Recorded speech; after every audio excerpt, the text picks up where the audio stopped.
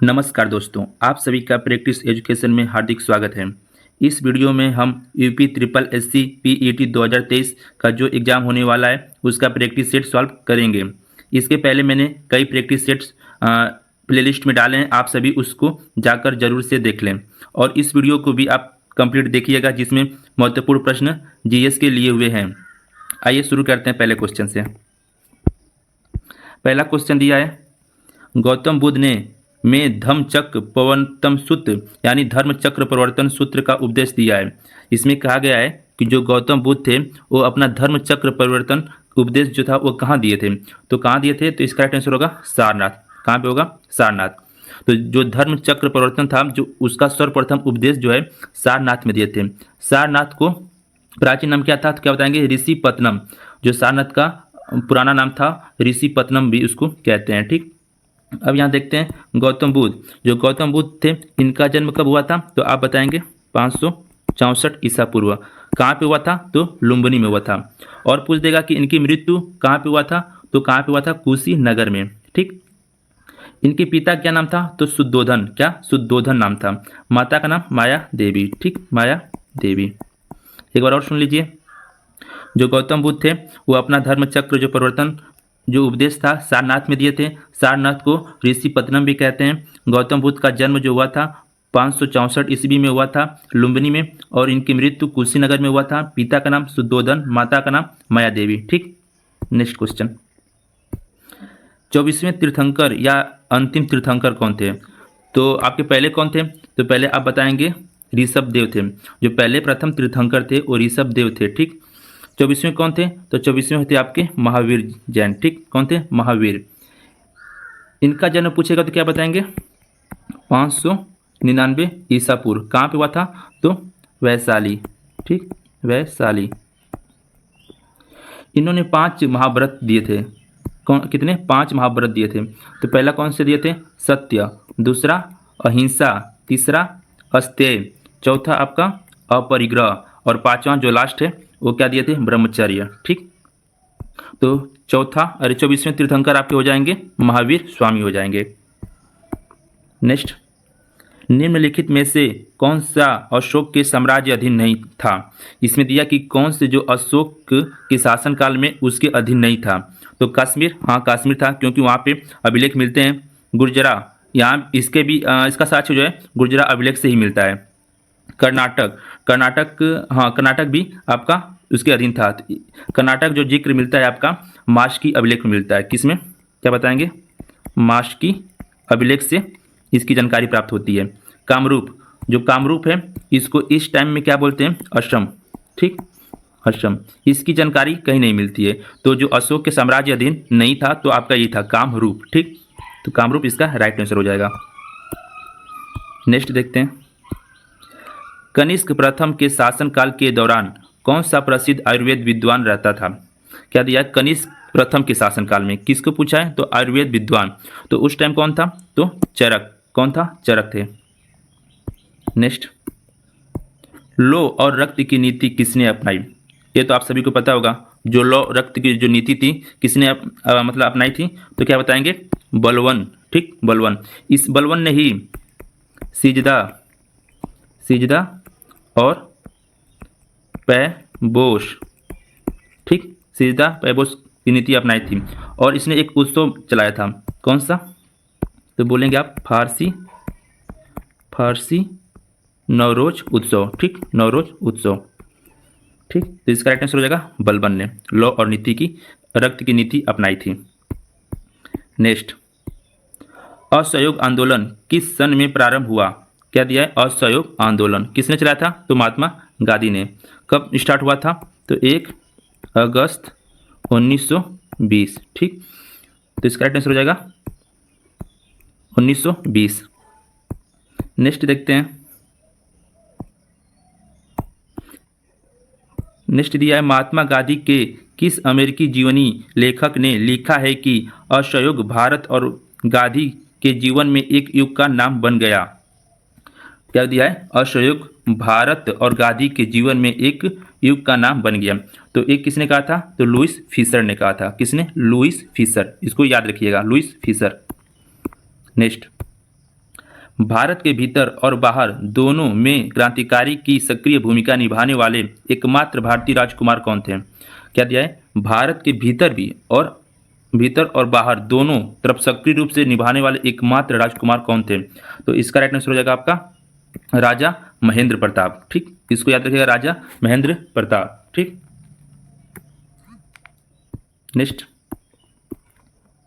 Next दिया है, गांधी जी ने रविंद्रनाथ टैगोर को प्रेम से क्या उपाधि दी?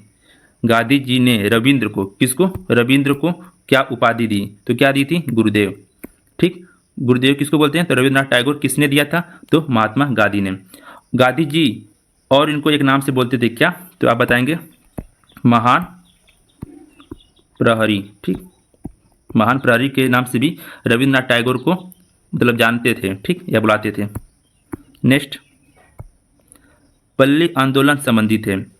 पल्ली आंदोलन किससे संबंधित है? तो क्या बताएंगे? आपका तमिलनाडु से संबंधित है। ठीक, नेक्स्ट, तमिलनाडु में किस जिले में कल्लई के नाम से जाने वाला ग्रैंड एनीकट बांध, जो कि सबसे पुराने बांधों में से एक है, यह स्थित है? तो ग्रैंड एनीकट जो बांध है कहाँ पे? पहली बात तो तमिलनाडु में, और पूछा कि तमिलनाडु में किस जिले में स्थित है? तो क्या बताएंगे? तिरुचिरापल्ली। क्या बताएंगे? तिरुचिरापल्ली बताएंगे। ठीक, एक कहाँ, किस नदी पे? तो कावेरी नदी पे स्थित है। नेक्स्ट, नदी के प्रवाह को मापने के लिए निम्न में से किसका उपयोग होता है? तो किसका उपयोग होता है? तो क्यूसेक का हम किस में उपयोग करते हैं? तो नदी के प्रवाह को मापने के लिए। अब देखते हैं इसका, पहले वी फोर्ट को हम किस में यूज करते हैं? तो समुद्र में हवा की गति नापने के लिए। समुद्र में हवा की गति मापने में हम वी फोर्ट स्केल का उपयोग करते हैं। रिएक्टर स्केल आप सभी जानते होंगे, भूकंप में करते हैं। ठीक, भूकंप मापने के लिए। ठीक, आपको जो दिया एनीमोमीटर जो आपका है, पृथ्वी तल पर हवा की जो गति है उसको मापने के लिए हम एनीमोमीटर की मतलब उपयोग करते हैं। तो इसका राइट आंसर क्या होगा? क्यूसेक। ठीक, नेक्स्ट, टेरा रोसा शब्द का तात्पर्य है। टेरा रोसा जो है आपका संबंध मिट्टी से संबंधित है। ठीक, जो टेरा रोसा है मिट्टी से, तो कौन सी मिट्टी? पीली, लाल या एकद्वीप से? तो इसका राइट आंसर हो जाएगा लाल मिट्टी से। जो टेरा रोसा है आपका लाल मिट्टी से संबंधित है। नेक्स्ट, कोयम्बटूर को दक्षिण भारत का मैनचेस्टर क्यों कहा जाता है? तो क्यों कहा जाता है? तो इसका राइट आंसर हो जाएगा कपास उद्योग के कारण। ठीक, कपास उद्योग के कारण इसको दक्षिण भारत का मैनचेस्टर कहा जाता है। नेक्स्ट, मरुस्थलीय क्षेत्रों में वायु अपर्दन होता है क्योंकि मिट्टी को पकड़े रहने के लिए कोई पेड़ पौधा नहीं होते। शुष्क भूमि में यह होना के कारण है। क्या दिया? जो मरुस्थल क्षेत्र होता है वहाँ वायु अपर्दन होता है, और जो मिट्टी होती है वो मतलब पेड़ पौधों को नहीं पकड़ पाती। तो क्यों? सिंपल सी बात है, जो पेड़ पौधे होते हैं वहाँ पे जो पशु होते हैं, जानवर होते हैं, उसको क्या करते हैं? चर लेते हैं, जिसके कारण वहाँ पे जो होते हैं मिट्टी जो होते हैं वहाँ पकड़ नहीं पाते हैं। तो इसका राइट आंसर हो जाएगा अति चराई। क्या बताएंगे? अति चराई के कारण शुष्क भूमि में यह होता है। नेक्स्ट, 9वीं पंचवर्षीय योजना में ग्रामीण क्षेत्रों में बीपीएल के लिए निश्चित की गई वार्षिक पारिवारिक आय का स्तर क्या है? पहली बात तो 9वीं पंचवर्षीय कब से कब थी? तो 1997 से 2002 तक, इसको याद रखिएगा।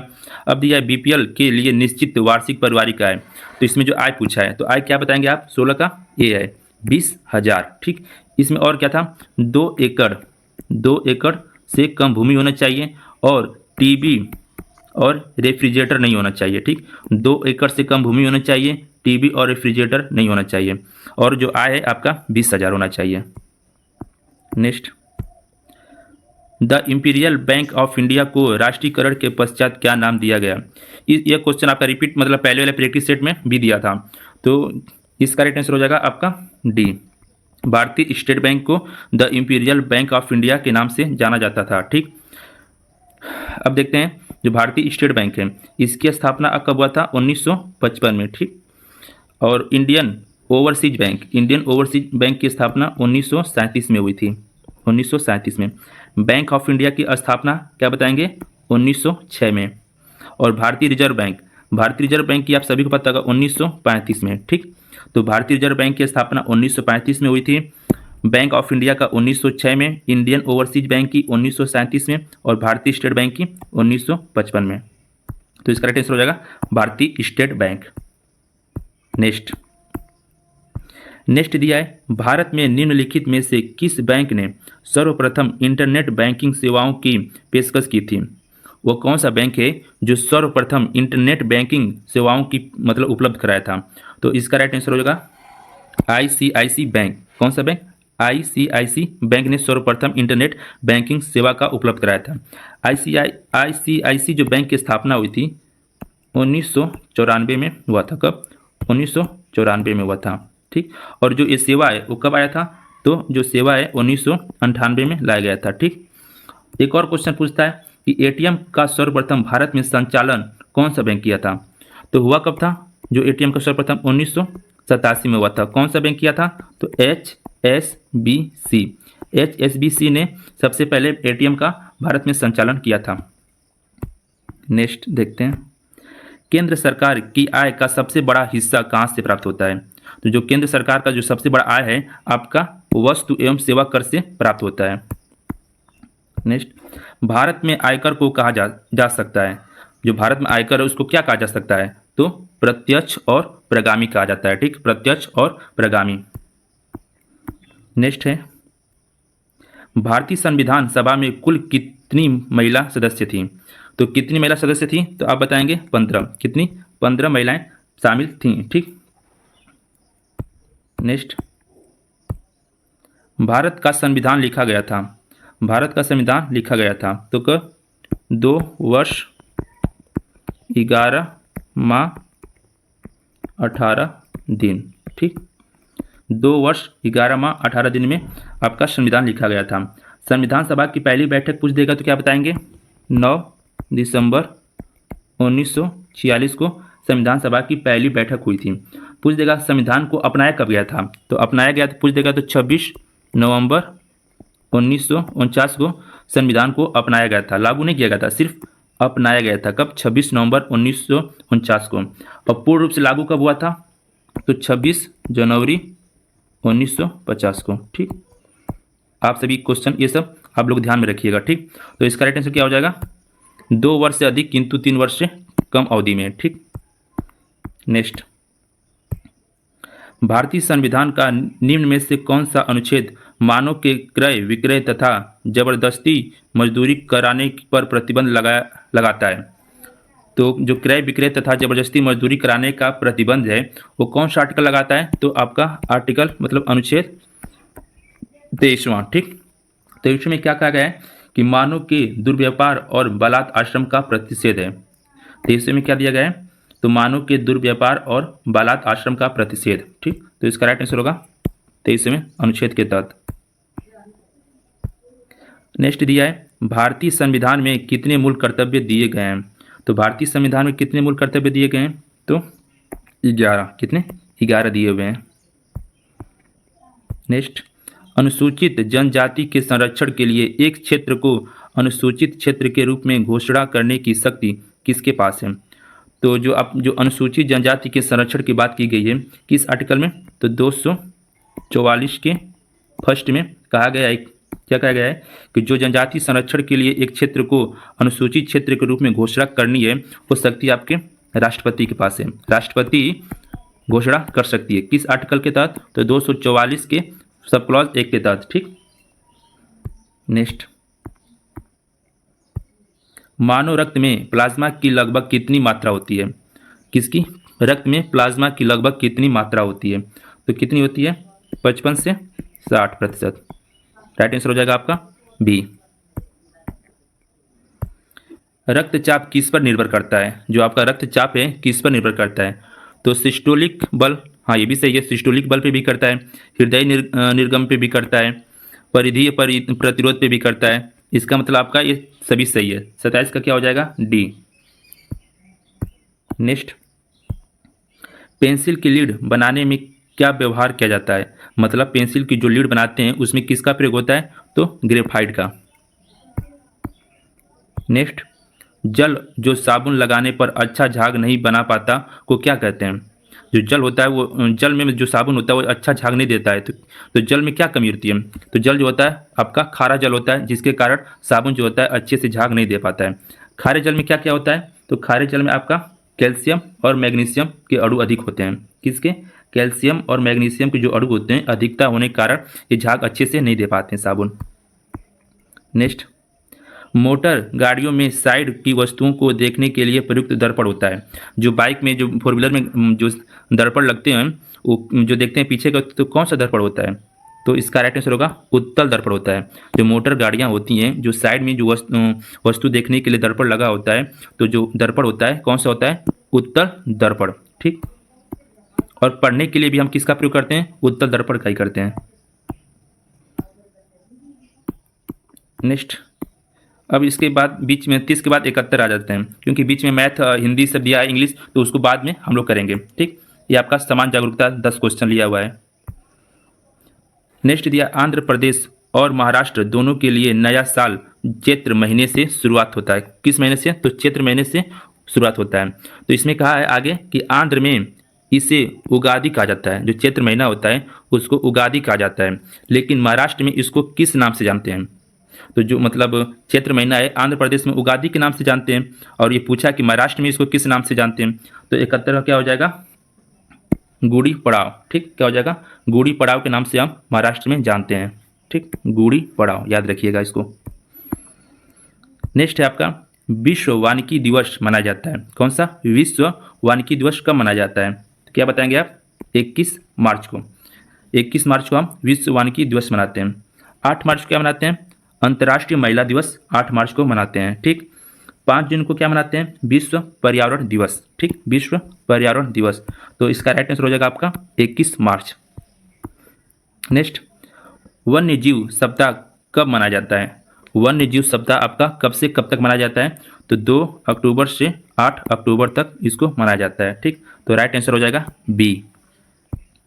Next, the test of my life पुस्तक के लेखक कौन है? तो कौन से लेखक हैं आपके? युवराज सिंह। कौन है? युवराज सिंह। आपको एक और बात बता दें, जो भारतीय वन्य जीव बोर्ड होता है, कौन सा? भारतीय वन्य जीव बोर्ड है, इसके अध्यक्ष कौन होता है? तो आप बताएंगे पीएम होते हैं। ठीक, पीएम होते हैं। ठीक, याद रखिएगा, एग्जाम में पूछता है आपका जो भारतीय वन्य जीव बोर्ड है इसके अध्यक्ष कौन होते हैं, तो आप बताएंगे पीएम, मतलब प्रधानमंत्री होता है। ठीक। नेक्स्ट,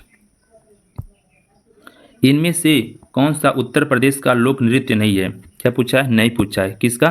तो उत्तर प्रदेश का। ठीक, तो इसमें हो जाएगा रामलीला आपका यूपी का है, रासलीला भी आपका यूपी का है, अहिर नृत्य ये भी यूपी का है, बट जो गिद्ध नृत्य है ये आपका कहाँ पर है? कहाँ का है? तो पंजाब का। ठीक, तो नहीं पूछा है तो आपका गिद्ध नृत्य हो जाएगा। ठीक, और सभी यूपी के हैं।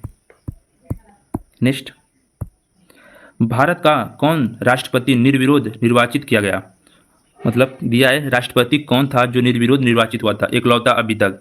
तो आप बताएंगे एन संजीव रेड्डी थे। इनका मतलब जो शासनकाल था कब तक था?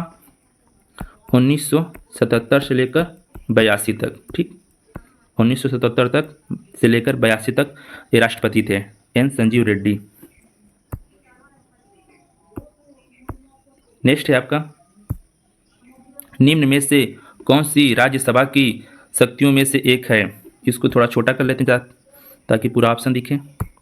हाँ, राज्यसभा की शक्तियों में से एक है।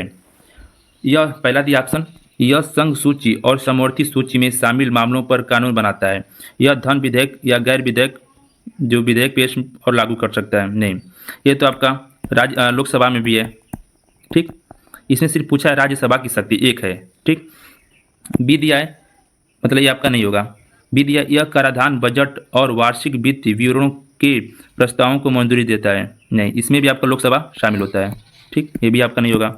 जो सी दिया है, यह गैर धन विधेयकों पर विचार और अनुमोदन करता है तथा धन विधेयकों में संशोधन का सुझाव देता है। हाँ, ये आपका सही है, क्योंकि जो धन विधेयक है लोकसभा में पारित होने के बाद जब राज्यसभा में आता है तो राज्यसभा का काम होता है कि वह उस पर विचार करे, उसके बारे में कुछ संशोधन करे, सुझाव दे। ठीक, तो सिर्फ ये राज्यसभा का ही काम होता है।